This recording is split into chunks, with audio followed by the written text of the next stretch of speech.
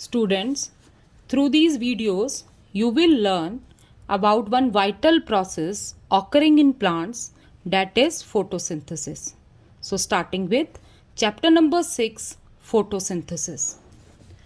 Photosynthesis is one of the most significant life process as it provides food not only to the plants but all the living organism including human being.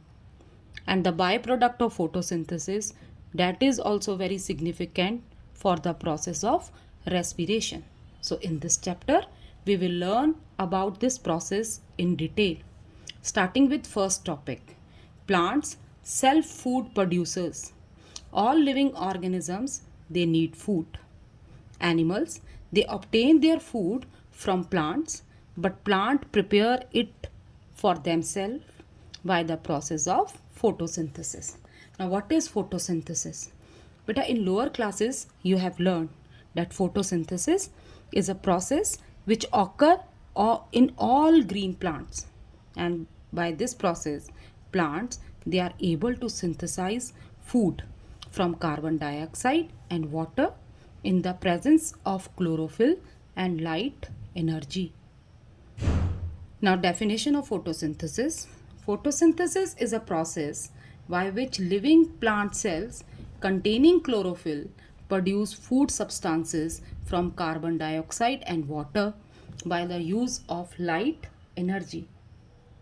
Next topic is importance of photosynthesis. The first, food for all. Photosynthesis, it not only provide food for plants but all the living organism present on in this earth.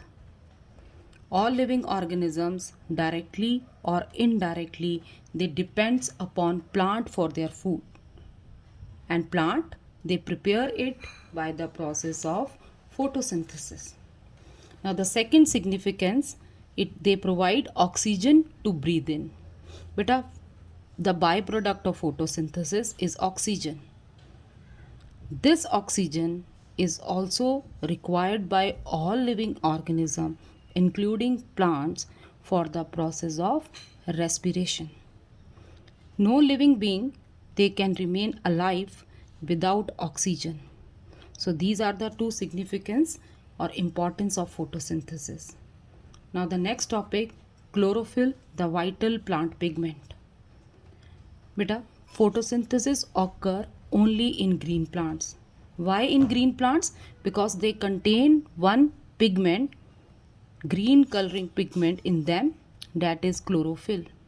Beta, chloro means green and phyll means leaf. So chlorophyll, it is a green color pigment which is found in plants, and this pigment is present in microscopic cell organelles called chloroplast. Chloroplasts are the kind of plastids which are present only in plant cells, and inside this chloroplast this chlorophyll pigment is present. Now structure of chloroplast in detail and the diagram of chloroplast, it is very important for our examination point of view. Beta, chloroplast, they are the minute oval bodies which are bounded by double membrane.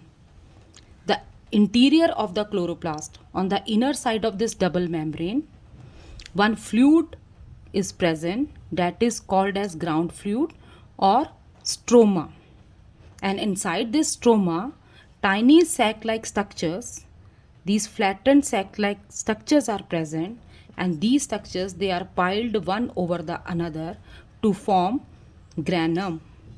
There are number of granum present inside the chloroplast, and all together they are called as grana. Beta, grana is made up of number of tiny flattened sac-like structures which are piled one over the another. These flattened sac-like structures are called as thylakoid, and on the walls of the thylakoid chlorophyll pigment is present. Now this chlorophyll pigment is a highly complex substance which is made up of carbon, hydrogen, oxygen, nitrogen and magnesium. And the same chlorophyll pigment, it only initiates the process of photosynthesis in all green plants. These chloroplasts, the cell organelle which contain this pigment, they are mainly present in mesophyll cells of the leaf. That's why mesophyll cells are the site of photosynthesis in green plants. Chloroplast, they are present in guard cells also, or the young green stems. After this, now the next part is too much of light, they destroy chlorophyll. Now for the synthesis or generation of chlorophyll, light is required. But if too much of light is present, then that light also destroy chlorophyll pigment. Now this chlorophyll pigment, it absorbs light from the visible part of the spectrum. Visible part of the spectrum means Vibgyor, 7 colors, 7 different colors of light. Now in Vibgyor, violet, indigo, blue, green, yellow, orange and red light are present. Beta chlorophyll, it absorbs light from the blue end also and red end also, leaving the green light. That's why process of photosynthesis is maximum in blue and red light, because chlorophyll, it absorbs these two lights. And as it reflects green light, the process of photosynthesis is minimum in green light. Chlorophyll pigment is of 9 type, and out of that chlorophyll A and chlorophyll B, they are the most abundant which are present in plant cells, and they are the site of photosynthesis. After this, because carbon dioxide is one of the raw material which is required for the process of photosynthesis. Now how plant take this carbon dioxide? This carbon dioxide is present in the atmosphere. 0.03% of carbon dioxide is present in the air surrounding us. So plant, they take carbon dioxide from the air. Now how they take this carbon dioxide? That is through stomata. Stomata are the minute openings which are present on the epidermal surface of the leaf.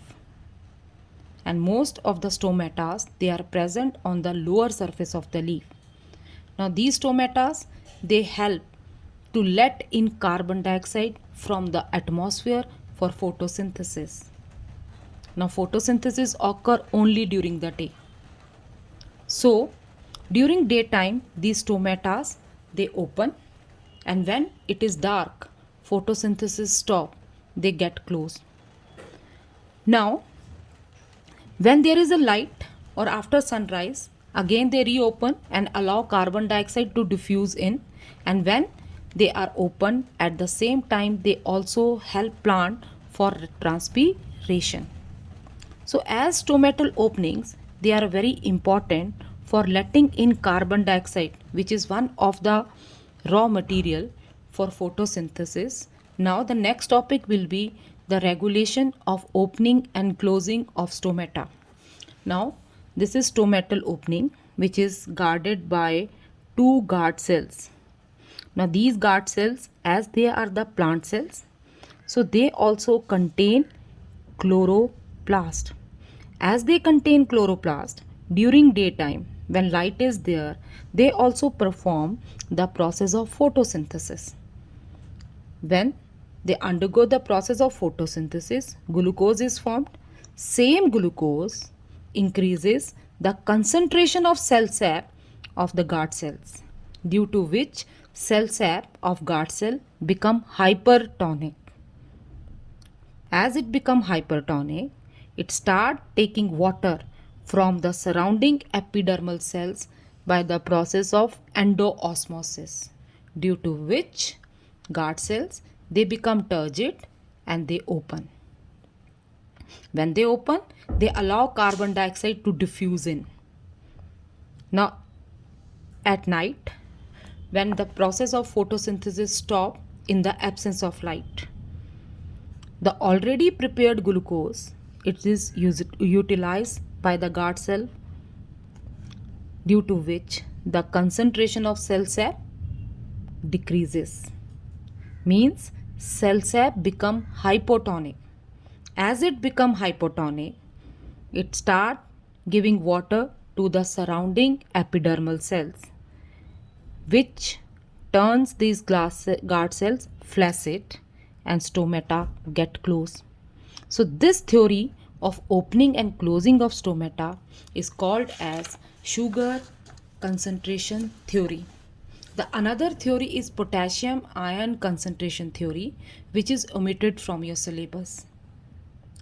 Now next we are going to start with the process of photosynthesis in detail.